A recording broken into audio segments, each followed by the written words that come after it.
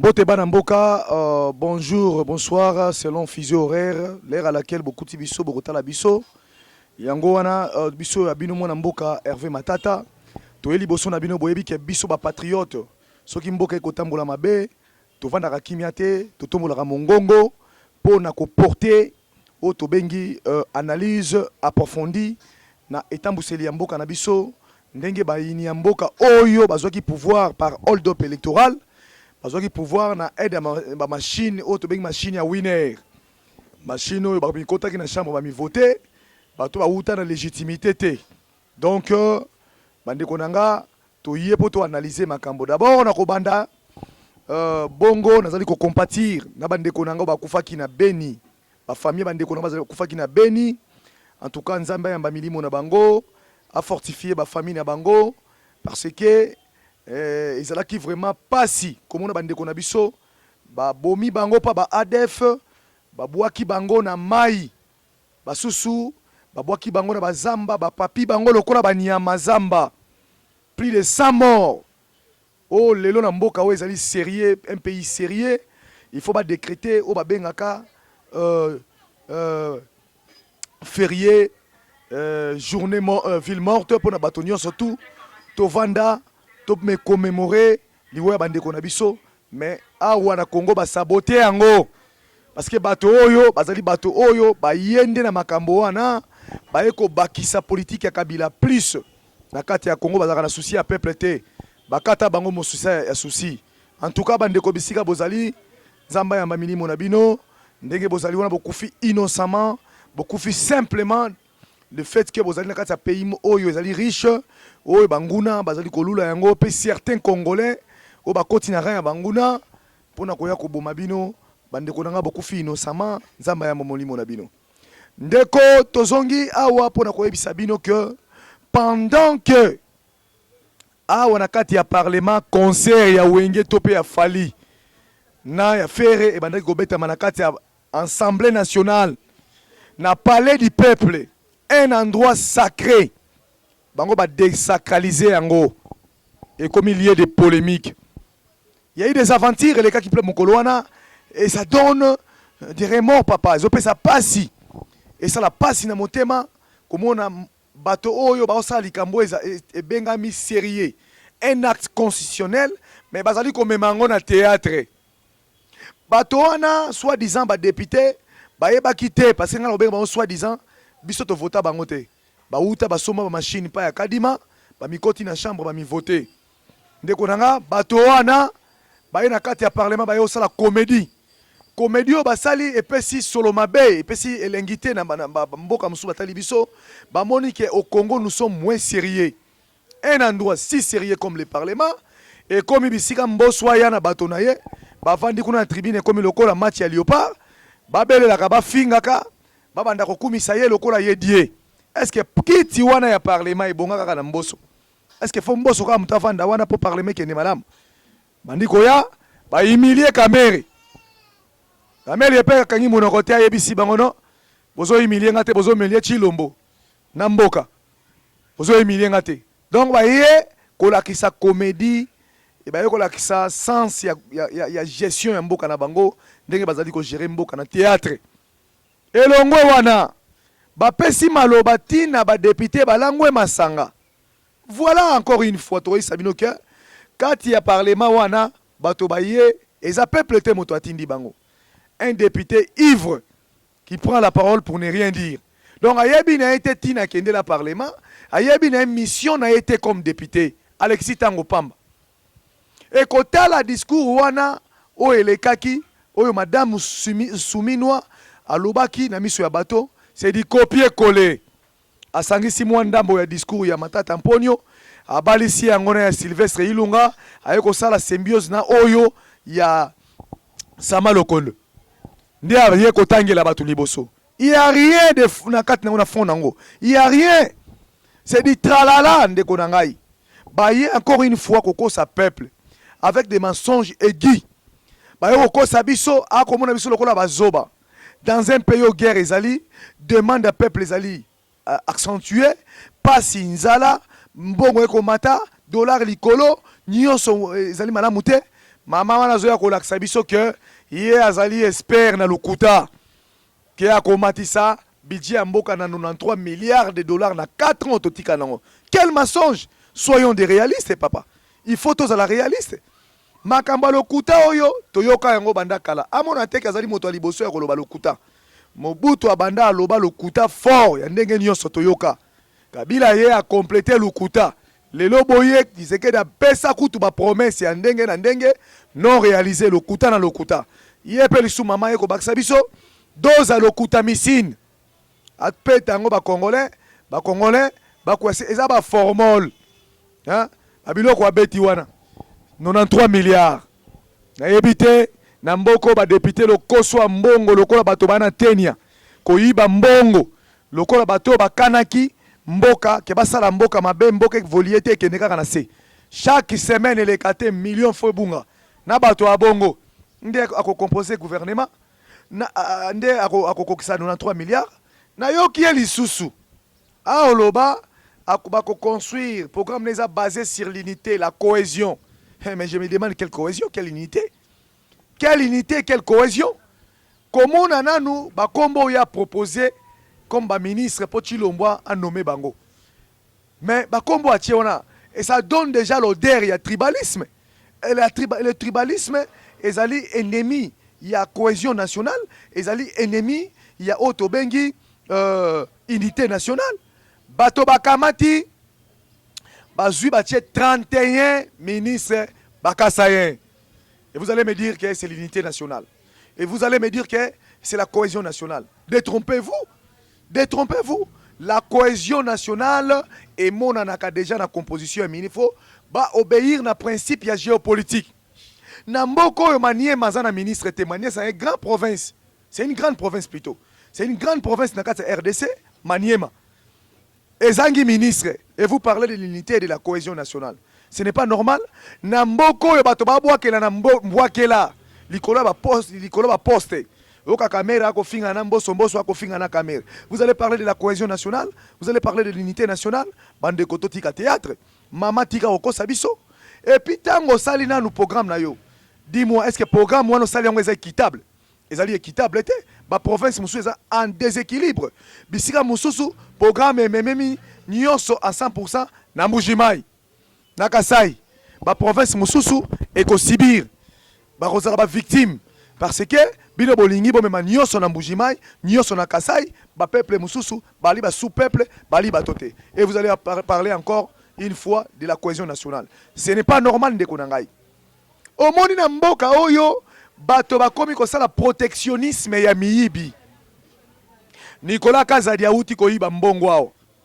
100 millions, 50 millions pour la lampadaire, 50 millions pour la forage. Na ebité lampadaire moko et kende ko coûter 20 000 $. Lampadaire moko, ils ont raté. Et si m'a raté, caméra ninga landela makambo wana na parlement, ba céder na justice, ba longole humilité, Chilombo boy. Ako boya basambisa moyibi lokola Nicolas Kazadi. Mais tango caméra ibaka 57 millions. IDP c'est garant qui moyibi. Bakangi caméra batindi na justice. Mais le loi bakomi ko protéger moyibi. Encore une fois, vous allez parler encore de la justice. Hein? La justice équitable. Hein? C'est de l'inéquité sociale. Et ça injustice visible au monde so komona na miso ndeko ngai. Ah elongwe Peter Kazadi yibi mbongo. Et qu'il sous-soiwa. Pardon, elongwe Nicolas Kazadi. Et qu'il yawa Peter Kazadi. Peter Kazadi a frappé a outi ko frapper ba Congolais. Aye na lisolo a lokuta ya ba carte d'identité. Carte d'identité ngo Chilomboka moto moko mutazaka nango. Peuple azaka nango te. Akamati azui ba carte d'identité wana alaksi biso spécimen Chilombo bi ngai nde Congolais. Naza déjà na carte d'identité. Abimi simboka 20 millions de $. Ako simboka ke azui firme moko boye français, il faut bandokose la biso, il faut gouvernement investir mbongo pour que firme yana a gagner marché après la banque en termes de garantie pour que baba bandokose la biso ba carte 20 millions kei. Mandé sili. Peter Kazadi yowana alongwe ministre ya intérieur. Yowana alongwe. Sikawa akeina mbongo mboka. bakanga ete Tshilombo alobi ndeko soko tali bien bato bakoyiba mbongo eza kaka bakazadi moto ayibi mbongo ya enseignement primaire et secondaire EPST moto ayibi yango nani komo na nani Tony Mwaba Kazadi moto ayibi mbongo ba carte d'identité nationale kombo na ye Peter Kazadi moto ayibi mbongo ya ba congolais ba lampadaire mbongo ba forage kombo na ye Nicolas Kazadi moto ayiba mbongo ateka machine élection ayibi mbongo élection kombo na nani kombo na Denis Kadima Kazadi. Donc c'est comme si ba Kazadi nde bango baza ba miyibi na kati ya Congo na biso lelo boy parce que bayaki na mission ya ko détruire mboka na biso bayaki ko bebisa mboka na biso ba kolia mbongo mboka lokola nguba ba kolia mbongo mboka lokola masangu balemba te chaque semaine bazali kolia mbongo et bongo sika bokoloba na biso ke boko bâtir mboka na biso na cohésion na unité boza sérieux bozali sérieuté lorsque les prémices sont fausses la conclusion la sera et bandelinde pesa ka sens ya likambo ya suka et pesa ka suka ya likambo lokole bandeli ezali ko pesa nausée ezali ko pesa mabe peuple congolais bozela eloko te parce que gouvernement oyo ezali gouvernement ya toka mbongo leka ezali gouvernement ya rendement de compte gouvernement elekaki ezalaki gouvernement ya amitié awa siko ekomi gouvernement ya ba copain compine donc il faut bosala ke ba peuple congolais toko benda matoi ndeko na ngai boyoki maloba oyo président Kenya alobi esali pasi ndeko président Kenya Ruto alobi nini président Ruto alobi Tshilombo abengaka ye akei pana ikomona ye alobi président mon collègue edenga tindela ngai ba soldat baya na cadre ya EAC kobunda bitumba na kati ya mboka pour que tolonga mapono tolonga bitumba na mboka na biso ba Rwandais bazali ko attaquer nga ba Burundais ba Ugandais yaka ko edenga pesa ngai ba soldat ndeko tokeno malamu Ruto akamati apesi ba soldat c'est Ruto qui le dit apesi ba soldat ba ye awa na chargé à commandement ya ba soldat wala 407 soldats bakiti na kati ya Congo awa bakei na est bakei ko dénicher problème mususu problème bakei ko kuta kuna ezali problème ya Rwandais Ugandais te bakei ko kuta soki tozali ko bunda bitumba awa na kati ya mboka na biso c'est parce que Tshilombo alingi ko protéger ba carré minier ya libota na ye ya mama na ye ya bandeko na ya ndekone Christian Tshisekedi nde boti bitumba oyo ti tozali awa. Vous imaginez que Nanga abundelaka makambo ba carré minier wana o Christian Tshisekedi abotela ye. Ruto a dévoilé yango. Alobi yango. Alobi ba soldat nanga ba kufi pamba na kati ya RDC na likambo etali intérêt familial. Mais wana Congo ba kokosa bato que mboka o la biso ezali agressé boye ezali boye bitumba oyo ezali bitumba ya peuple congolais te. Ezali bitumba o Tshisekedi amemeli biso. Deuxième chose, un pays où ils ont la guerre, parce que tout le monde a un théâtre, le peuple congolais faut faire la mission. Pays où ils ont la bitumba, bayebaka que bazali pays sérieux organisé en termes de budget de guerre. Tala budget bango batieli armée. Est-ce que budget wana et kokanata na budget à université ya Harvard? Est-ce que kokanata na budget ya université ya Louvain na kati ya Belgique? Et kokanité donc bato bazali sérieux bakoyeba ke soko na posta kolonga bitumba na budget na bango mboka na bitumba vous ne disposez rien comme argent l'argent donc proposition ça consistante pour la sala nini kolonga itumba na moment tolo ba Burkina Faso wana asombi pendant que vous dormez asombi mi tuka blender misatu et ali la capacité à kokanga ba missile nyonso ya sorte nyonso oyo ko beta na kati ya Burkina Faso kokanga yango. Voilà le pays sérieux. Awa na momoyo tokoloba na Mali l'armée organisée. Awa ba ko kamata bana bato ba lokoti bango bakati bango Kovo comme si Kovo moto bundaka bitumba batindi bango kuna na kati ya front bato bakei na front kuna formation ya malonga te bazali sous-équipé bakamati babwaki bango kaka bongo na débandade. Voilà sort ndeki tozali rébellion ezali ko sila te na kati ya mboka na biso bato bako bunda nani rebelle azali toujours ko maintenir pendant que bazolala ndeko na ngai na mboka na biso Rubaya bisika oyo capitale ya coltan matière basalelaka ba pareil basalelaka ba ordinateur matière wana place evutaka capitale mondiale ya coltan ezala mboka na biso Rubaya bakamati lobby mokola lobby bakotoka richesse na biso sans pitié bakotoka yango destination Rwanda awa na Kinshasa bakoela na parlement bitumba bango na bango bakofingana bakosala théâtre bakosala makambo ezoyeba na sens te. Voilà bandeko na ngai ndenge tokoki kopense mpo na mboka na biso ndeko tokoloba na bino le pays va mal awa sikoyo baningi baya bakosana na liboma ya komodifie constitution ekosimba te eloko wana tokobandela yango mbala o mbala toali koéveiller peuple ayebake ce n'est pas la constitution qui bloque. Pourquoi Tshisekedi azora kaka raison na mitu ya bato mande eleki Kabila qui bloque et pour ça non il y a une main noire et il y a l'issue pour ça non te ambongo qui bloque et longo ambongo c'est Fayulu qui bloque et longo Fayulu qui bloque la constitution qui bloque. Est-ce que constitution est bloquée mboka na nini? Nous avons des textes bien élaborés na kati ya constitution et zo senga applicabilité ya ba test wana ezala suivi nango ezala à la lettre na kati ya Congo bandeko na ngai ezali makambo ya constitution te mais Tshisekedi alingi amema bato na mopepe ya koluka ko changer constitution nyonso wana toyebi e alipo tokomi na suka kanisi lokola mokolo bakoselaka ngo makambo zoka mokolo bakoselaka ngo makambo te e yalaki 5 ans a tokomi okende 4 ans yalaki 5 ans tokomi okende 4 ans tokomi kopusana tokomi kokende amoni ke non na finalement na kozala éternel te il faut na modifier constitution ndeko na nga esika wana soki ameki yango akomona bolumbu ya nkoba peuple akozala na nzela ya ndenge ya kokosana te ndeko na kokosa te parce qu'il s'agit de la vie du pays eli vie ya mboka osali okoki te longwa kende moto akoya mosusu akambi mboka ti tokoluka moto malamu akobongisa mboka eza te oséterniser le pouvoir nyonso to maema soto telemelaka Kabila Tshisekedi azongeli yango à 100% à 1500%. Aye ko bakolakisa biso ki kabilisme na ye na degré moko boy accentué.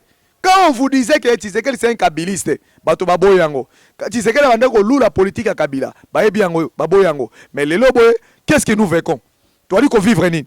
Toi li ko vivre ba politique to boyaka pa Kabila, Tshisekedi siko au second degré. A ko memela biso. Soko lobi passe ya tango Kabila, ko mona ngo matili susu kama. Soko lobi nzala na tango Kabila na tango Tshisekedi mati sukama soko landi lukuta na tango Kabila ya tango Tshisekedi mati sukama ndeko na ngai ezali pasi na kati ya mboka na biso constitution ezo bloqué te constitution te tindi yote dollar e mataka constitution te tindi bandeko na tena yobo yiba mbongo wa mboka constitution te motesengi o désorganiser mboka constitution te tindi yote o voter ba camarade ba copine na yo on nommé ba copine na kati ya gouvernement pour que makambo kene mabe constitution te tindi yango te constitution te zo matsali pate constitution te zo matsa dollar te ndeko nanga constitution ezali ba texte ce sont les individus bato bazali ko kamba ba institution nde bango ba ko bebisa moko lokola bato lokola ba Peter Kazadi on so natangi yao bango moto ba frene mboka na monsieur Félix Antoine Tshilombo ezali constitution te yango wana komeka kocha maboko na yote na constitution mobekoli konzi toyebi malamu IDPS avotaka constitution te tango tokendaka na référendum n'époque ya Kanambe Hippolyte tango tokendaka na constitution na vote na référendum IDPS aboyaka yango aza na souci ya constitution te siko oya komemela biso po banani bandima yango tokondima yango te ezali clic oyo bino bosali po bofrene mboka. Troisième chose ndeko na ngai nali koloba opposition engagée porte-parole te moto nyonso akondima azala porte-parole de l'opposition moto wana azali fonctionnaire ya Tshisekedi azali mwana musala Tshisekedi ba engagé pa Tshisekedi. Comment bokolobela biso makambo ya porte-parole de l'opposition aussi longtemps élection esalama na mboko te et na mboko yo y a pas eu élection. Il y a eu ni vainqueur ni vaincu. Élection et salama somba machine kota na chambre mi voter. Peuple moto a voté te ba botola souverain primaire droit de vote. Ba botola yango. Tokanga ba machine yawa. Boyebi yango malamu. Sikawa toya kondima to sala nazo benda ndeko Moïse Matoi. Na koloba na ina batone nyoso ba fide na nyoso nazo isabango.